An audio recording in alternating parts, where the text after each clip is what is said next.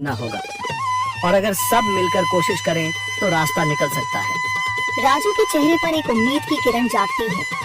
हाँ बाबा जी, अगर सब मिलकर काम करें तो हम पानी ढूंढ सकते हैं। हमने पहले कभी ये कोशिश ही नहीं की। लेकिन इतनी कठिन जमीन में नया कुआं खोदना आसान नहीं। मुश्किल जरूर है, नामुमकिन नहीं। अगर हम मिलकर काम करें तो ये हो सकता है। राजू खड़ा हो जाता है, उसकी आंखों में एक नई रोशनी है। तो फिर हम कल से काम शुरू करेंगे।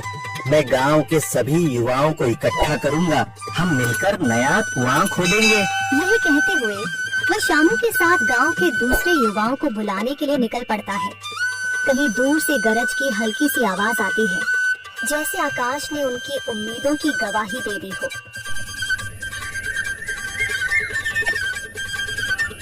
अगली सुबह राजू और शामू गांव के युवाओं को इकट्ठा करने निकल पड़े। चौधरी महेश की हवेली के सामने एक भीड़ जमा है। बाबा जी, संदरी, गांव के कुछ बुजुर्ग और किसान सभी मौजूद हैं। हम हाथ पर हाथ रखकर नहीं बैठ सकते। अगर अल्लाह ने हमें हिम्मत दी है तो हमें खुद पानी के लिए मेहनत करनी होगी। हम एक नया कुआं खोदेंगे। लेकिन राजू, क्या हमें यकीन है कि वहाँ पानी मिलेगा? बेटा, पानी जमीन के अंदर होता है, बस सही जगह खोदने की जरूरत है। हमने अपने बुजुर्गों से सुना था कि पुरानी नहर के पास जमीन नरम थी, शायद वहीं पानी हो। बाबा जी सही कह रहे हैं। अगर तुम सब यह काम करने के लिए तैयार हो तो मैं अपने कुछ मजदूर भेज सकता हूँ। धन्यवाद चौधरी जी, लेकिन हम सब खुद भी मेहनत करेंगे। यह हमारे गांव के अस्तित्व की लड़ाई है। संदरी, जो अब तक चुप थी, आगे बढ़ती है। हम औरतें भी पीछे नहीं रहेंगी। हम पानी लाने की व्यवस्था करेंगी, खाना बनाएंगी, ताकि तुम सब आराम से काम कर सको। यही हिम्मत चाहिए थी संदर। पूरा गांव एक नई उम्मीद के साथ कुआं खोदने की तैयारी में जुट जाता है। दूसरी ओर कुआं खोदने का काम शुरू हो चुका है। राजू, शामू और दूसरे युवा बेलचे चलाने लगते हैं। मिट्टी बाहर निकाली जाने लगती है। तेज गर्मी के बावजूद सब पूरी हिम्मत के साथ जुटे हुए हैं। दोपहर की तेज धूप, जमीन आग की तरह तप रही है। गांव के लोग लगातार कुआं खोदने में जुटे हैं। हाथ छिलने लगे हैं, माथे से पसीना बह रहा है, मगर किसी ने हार नहीं मानी। महिलाएं पानी और सत्तू लेकर आती हैं, ताकि पुरुषों को कुछ राहत मिले। हमें और गहराई तक जाना होगा।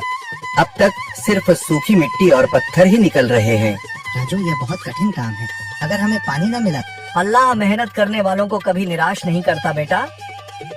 तुम सब अपनी कोशिश जारी रखो, पानी जरूर निकलेगा। हिम्मत मत हारो। अगर अब रुक गए तो फिर कभी पानी नहीं मिलेगा। सभी फिर से जोश में आकर काम में जुट जाते हैं, मगर सूरज की तपिश बढ़ती जा रही है और कई लोगों की सांसें तेज चलने लगती हैं। तभी एक तरफ से रामलाल और उसके आदमी हंसते हुए आते हैं। अरे भाई, तुम्हें लगता है कि जमीन तुम पर रहम करेगी? हाँ हाँ, ना समझ लो, ये सब बेकार की मेहनत है। रामलाल, हमारा हौसला मत तोड़ो। अगर तुम मदद नहीं कर सकते तो कम से कम मजाक भी मत उड़ाओ। मदद? हाँ, मैं अपने कुएं का पानी बेच सकता हूँ, मगर मुफ्त में नहीं दूंगा। राजू सब अनसुना कर फिर काम में लग जाता है। शाम होने लगती है, लेकिन अभी तक पानी का नामो निशान नहीं। कुछ लोग मायूस होकर पीछे हटने लगते हैं। राजू, शायद रामलाल सही कह रहा है, यह सब बेकार है। नहीं शामू, हमें हार नहीं माननी। अगर आज हार गए तो फिर कभी हिम्मत नहीं कर पाएंगे।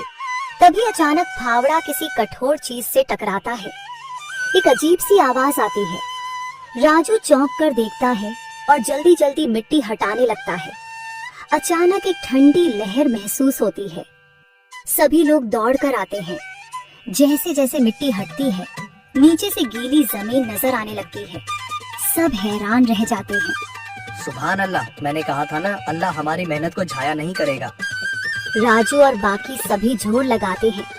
कुछ ही पलों बाद अचानक मिट्टी के नीचे से पानी की एक छोटी सी धारा फूट पड़ती है। गांव वाले खुशी से चिल्ला उठते हैं।